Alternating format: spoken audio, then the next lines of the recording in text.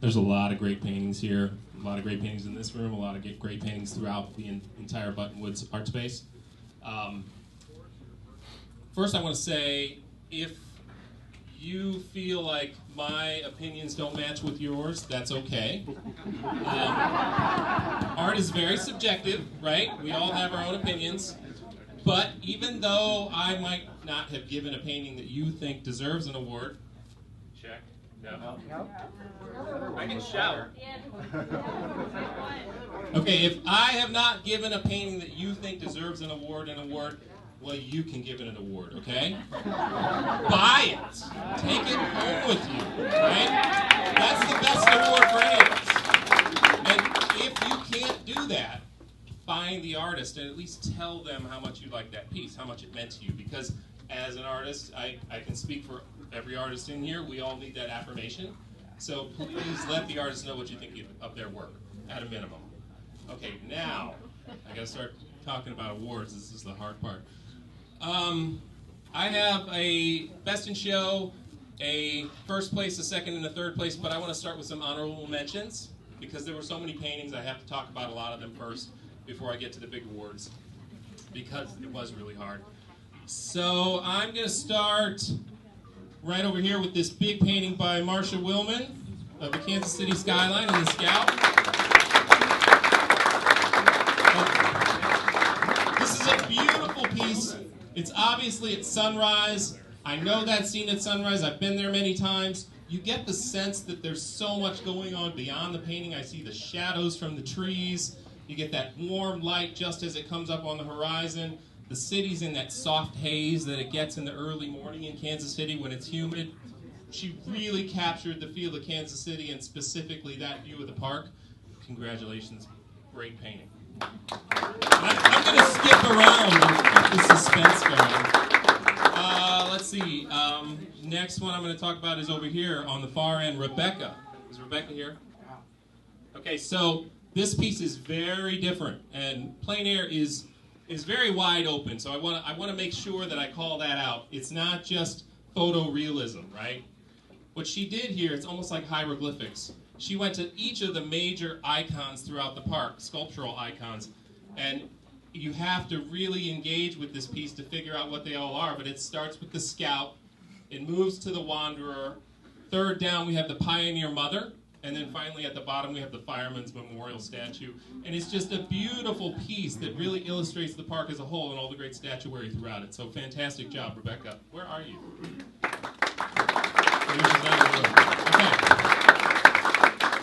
Let's go next to it. This is John Keeling, I believe. Where's John Keeling? Back here. Hey, John.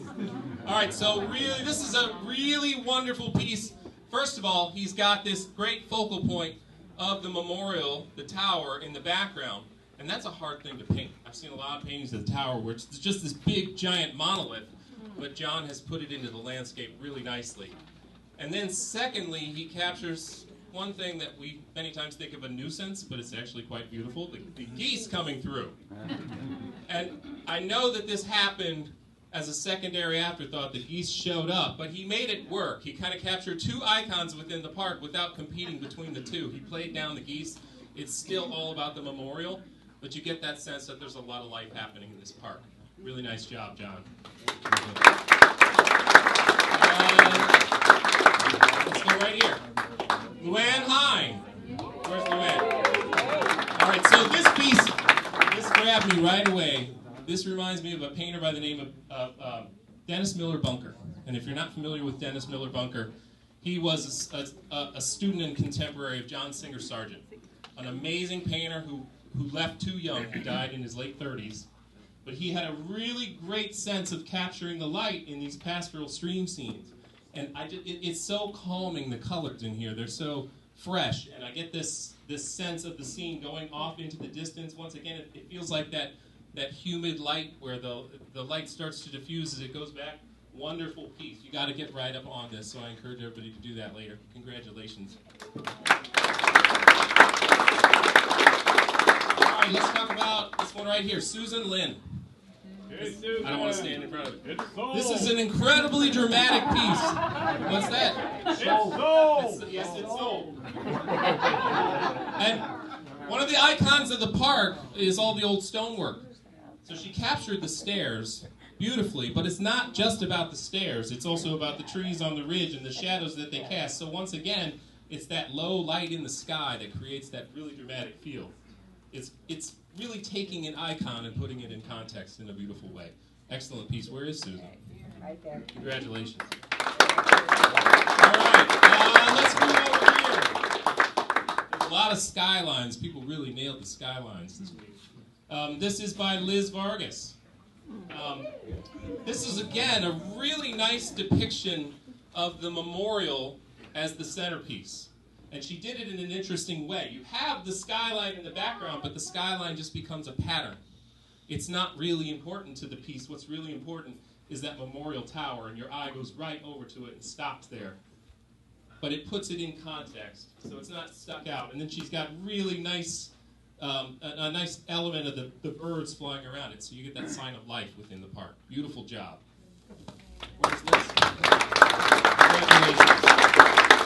All right, I'm going to have to move some people so you can see the paintings. So if you guys would come over this way, I'm going to talk about some of these on this wall.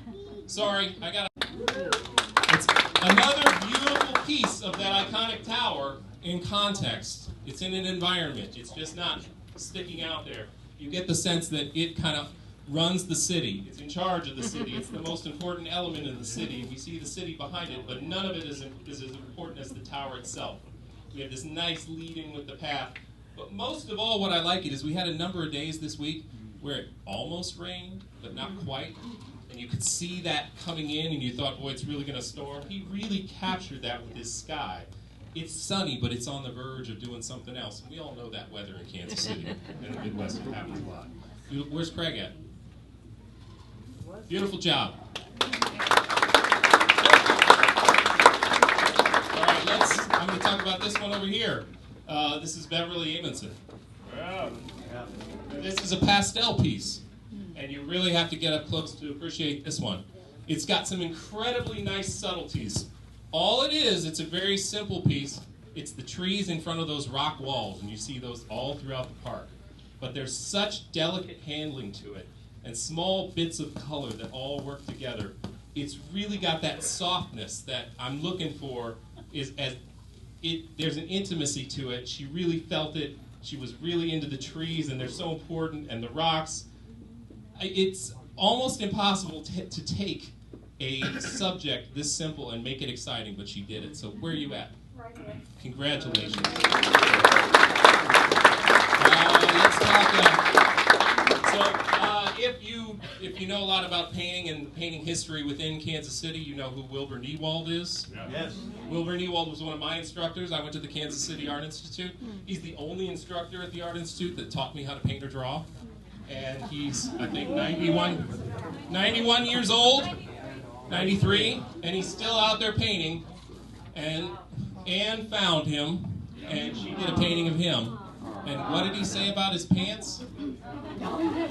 He looked at the painting and he said, yeah, that's a problem with getting old. He said, your pants, well then, you don't have a butt.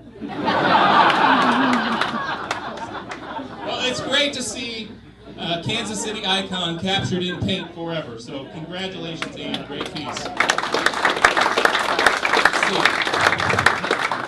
Okay, now I got to get into the major awards. So let's talk about third place. Yes, we have best show, first, second, third. Third place is another Kansas City cityscape, and it goes to Craig Lewick. So, Craig,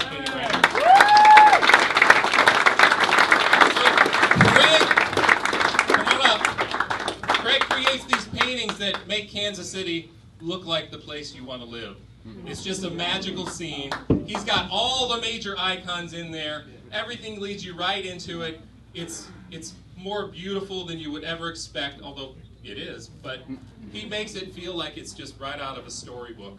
It's a fantastic painting, and I feel like Kansas City should print postcards of this and send it out to bring more people into Kansas City. Beautiful job.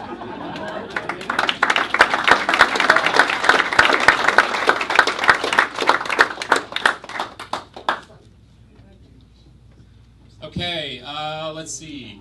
Second place. All right, so I lived in Union Hill for a number of years, and one of the things that I loved about Union Hill was the park was right across the street. I had dogs.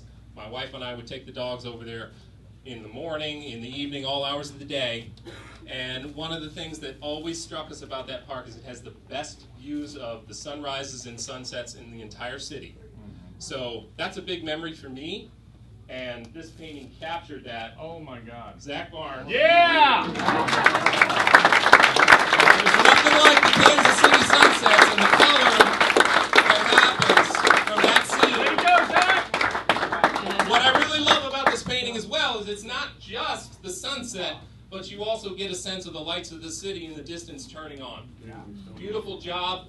Alex, you're going to love this word. It's juicy. Yeah. Really get the thickness of the paint. It's got such an excitement and an energy to the painting. Great job. Yeah. See, it got tougher and tougher and tougher. So all these paintings are winners, obviously. Every painting here. Let's see. We're on to first place. All right. So this painting is another skyline, and it calls out one particular building that's an icon. The Western Auto Building. Denny Dowdy, first place.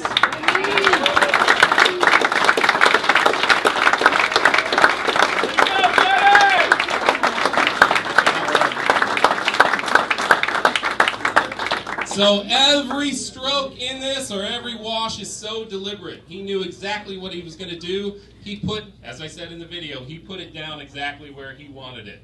And it shows. Everything that's here is there. There's nothing made up.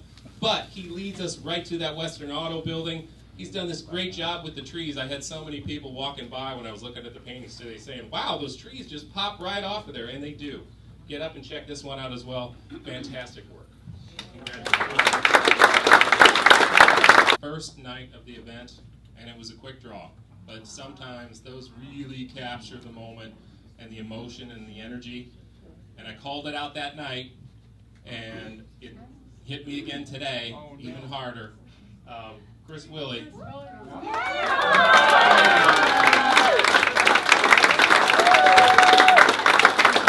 was a bit, I don't know if everybody here was there. I imagine some of you weren't there.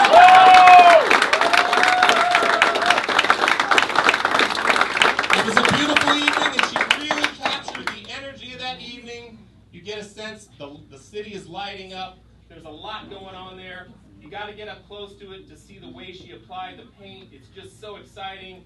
It's not over-painted, even though there's so much going on. It reminds me of a painting by a French painter named Vuillard, French Impressionist. It's just a series of overlapping patterns that all come together and create this scene. It's almost overwhelming, but she handled it so well. A combination of muted areas and a combination of exciting areas. There's so much energy. This painting knocks me out. It's a painting I wish I had done myself. So I think I just lost the mic.